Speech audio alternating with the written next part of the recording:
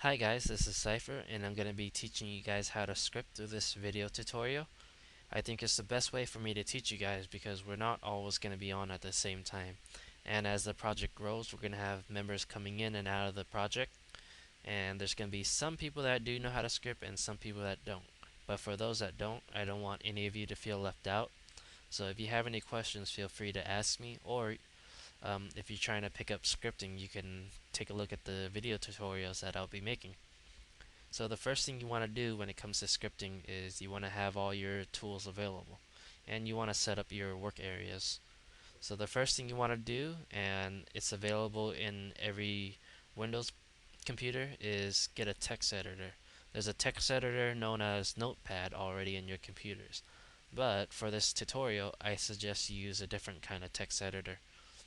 Um, in my browser, I have it already set on one of the tabs here, and it's known as Edit Plus.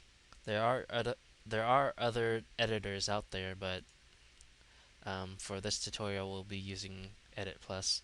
So just go to this URL at the top and then download and install it. And then the next program you're going to want to get is FileZilla or any kind of FTP client. I'm not sure whether or not you guys are familiar with FTPs, but for this tutorial we'll be using FileZilla. And if you notice here, there are two kind of programs. There's a FileZilla client and also a FileZilla server. The one you want to get is the FileZilla client. I'll be the one that's serving. Anyway, download this and install it. You'll be looking at this later. Back to this. If you follow the instructions that I told you guys to, I should have sent you an email with your own accounts on the server. And to connect to your accounts, you're going to need an FTP client, which is the one that you just downloaded, FileZilla. It should look something like this. So what you're going to want to do is open up the program, of course. Click this first icon, and you'll notice on here there are sites to go to. You're going to want to make a new one. Okay, I have others, but anyway, click on new site, fill in a name, let's say Valkyrie RO, enter, put in the host address, and for me it's going to be this, but I should have written some information in your inbox in the forums.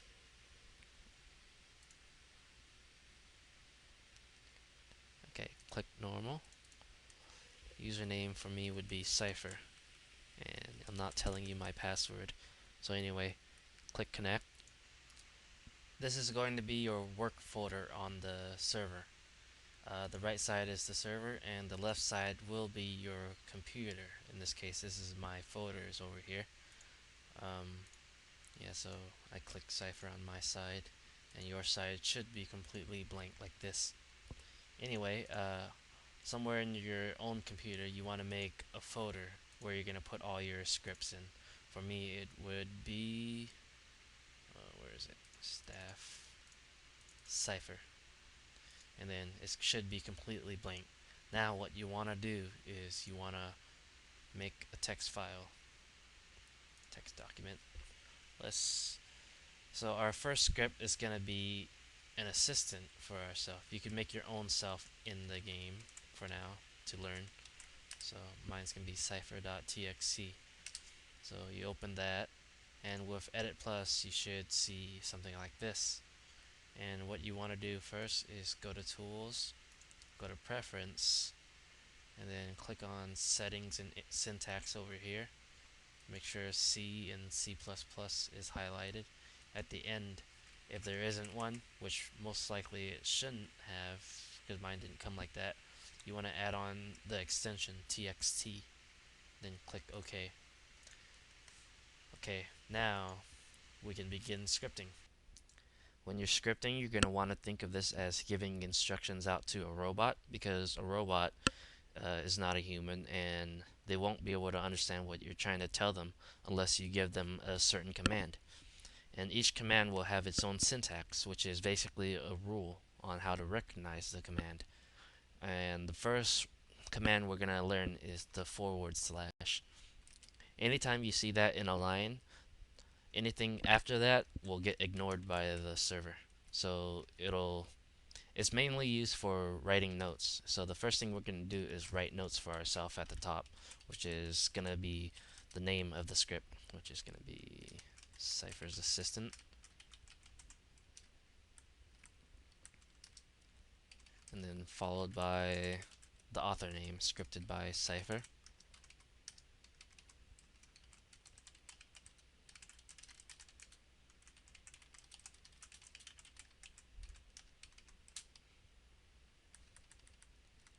Keeping documentation is important.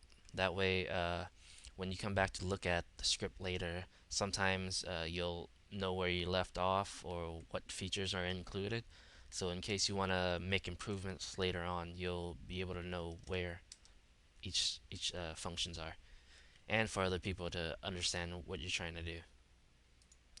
The next thing we're going to want to do is create an object in the game, and an object in the game could be anything like an NPC or a monster or a warp point. So the first thing you want to do is you want to open up your game.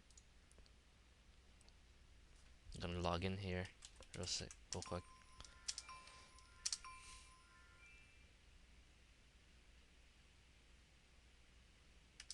Um, you're going to want to pick where you want to place your object. So for me, I'm going to do it somewhere else.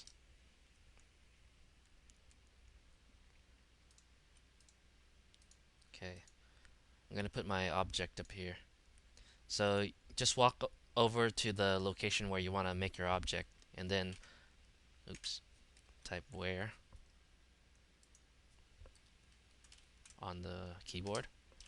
And if you see at the bottom here, it says GM House, that's the map name. And this is your X coordinate and your Y coordinate. Now back to the scripting.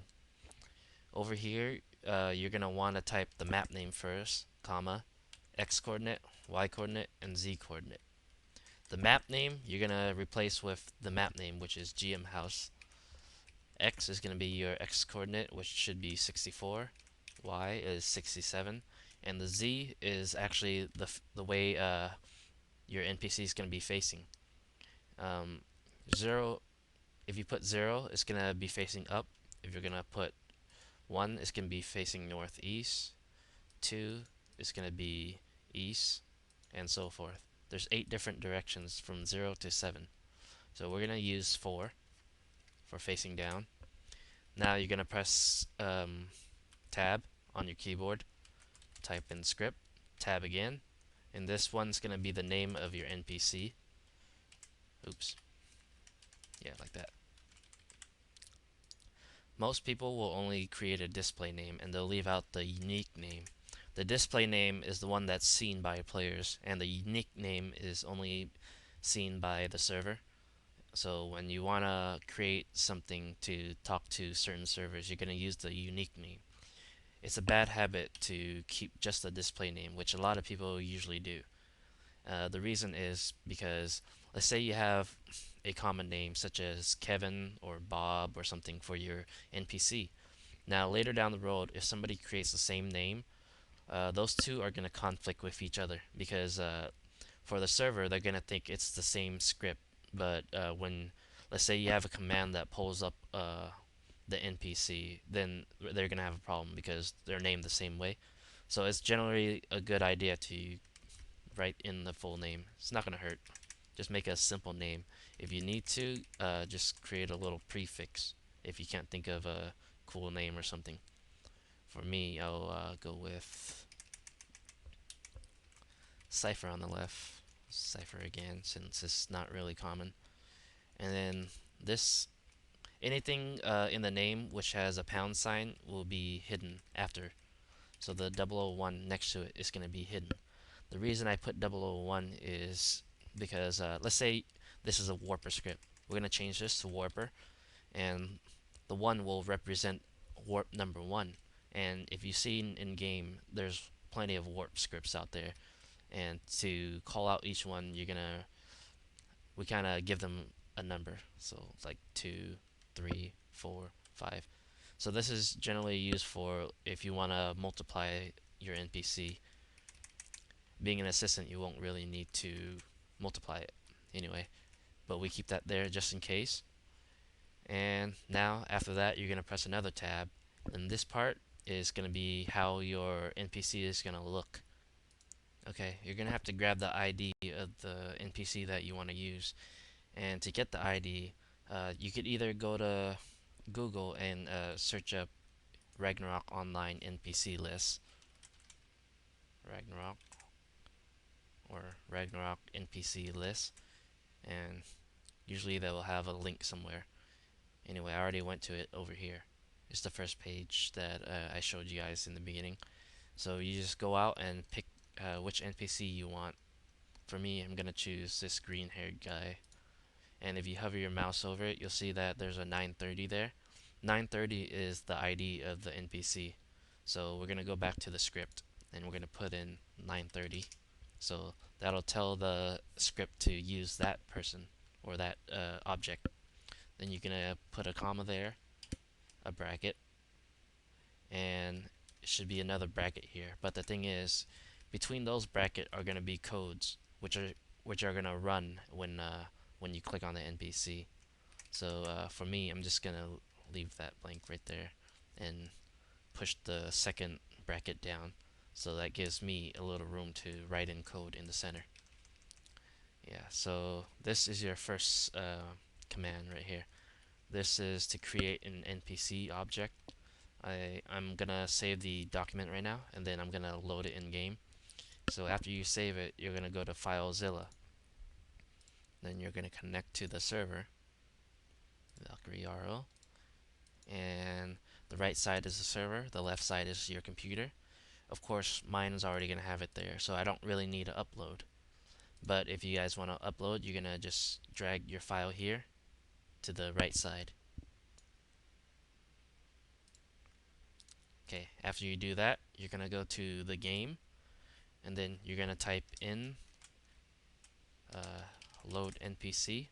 The path to the file name starts with NPC staff, and then your name, which is Cypher, and then followed by the script name. Mine is cypher.txt. So enter, and there's our NPC object. Now if you click on him, he does nothing because we had nothing between the brackets right here, which we're going to write in later. The server acts according to the commands you give it, and there's going to be two kinds of commands that the server will follow. The first one is the top level command, which is going to get executed when the server loads. And if you look at here, we made an object in the game. These are known as top level commands, and they're going to be loaded when the server starts. Now, the second level, which is all the code inside these top level commands, they're only going to get run when you click on the NPC.